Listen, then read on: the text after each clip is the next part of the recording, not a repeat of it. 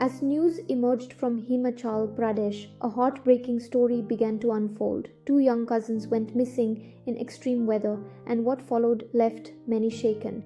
Bikshit Rana and Piyush Kumar, cousins from Bharmore in Chamba district, had reportedly gone out to shoot videos when they disappeared. For days, rescue teams searched through brutal cold, heavy snowfall, and blizzard like conditions. Eventually, the boys were found under deep snow.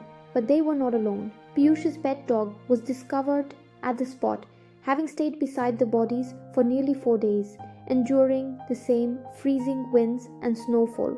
Even when rescue teams arrived, the dog refused to move, guarding his owner with unwavering loyalty.